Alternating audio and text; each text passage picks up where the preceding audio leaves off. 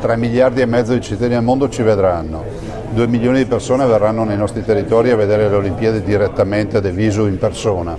Avremo una legacy che è unica, pensi solo che nel Veneto, con questa mia idea, perché è mia l'idea della candidatura del Veneto, si portano a casa fondamentalmente quasi 2 miliardi di euro di opere, 1 miliardo e 8, opere che altrimenti non avremmo avuto.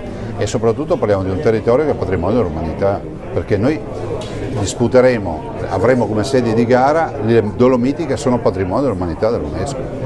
Quel luglio 2019 però voglio anche ricordare che prima siamo stati a Tokyo, prima abbiamo presentato i dossier, c'erano 7 stati che si candidavano, alla fine siamo arrivati a Losanna con la Svezia che candidava ore. Voglio ricordare anche a quelli che fanno sempre parte dei portaiella che la Svezia tentava per l'8ª volta di avere per la prima volta le Olimpiadi invernali, tutti dicevano che sarebbe stato impossibile darle a Milano Cortina perché Cortina le aveva già avute nel 1956. Il risultato qual è? Che noi celebriamo il nostro anniversario, i 70 anni dalle prime Olimpiadi, ovvero il 6 febbraio del 2026. Siamo una bella squadra, non abbiamo mai avuto modo da ridire, litigare o altro per quanto riguarda le Olimpiadi e penso che l'abbiamo dimostrato fino in fondo, abbiamo fatto la suddivisione delle venue di gara, delle progettualità, delle risorse e questa è la dimostrazione insomma, che siamo una squadra. Avremo poi anche le Olimpiadi invernali giovanili nel 2028 che sono una legacy nella legacy, definiamola così, altra opportunità. Diciamo che iniziare, io auspico che il Presidente resti, nel senso che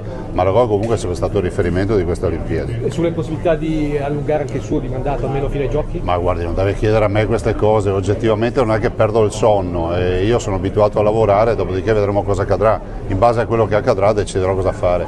Sulla pista di Cortina a che punto? Siamo ad ottimo punto, più avanti di quello che prevede il cronoprogramma, tant'è vero che noi immaginiamo di fare la prima prova di congelamento del bob a marzo. Considerate che il bob non sarà solo il rifacimento della pista più vecchia al mondo, l'Eugenio Monti che è del 1928, ma sarà anche una grande opera di architettura e ingegneria e quindi avremo da un lato una frequentazione di sportivi, ma dall'altro anche di cittadini che vedranno in quest'opera di grande architettura e grande ingegneria iconica a livello internazionale. Ma noi portiamo a casa 1 miliardo e 800 milioni di euro di opere con le Olimpiadi e ci voleva bacchetta magica come alternativa alle Olimpiadi, nel senso che non avremmo mai avuto questi investimenti.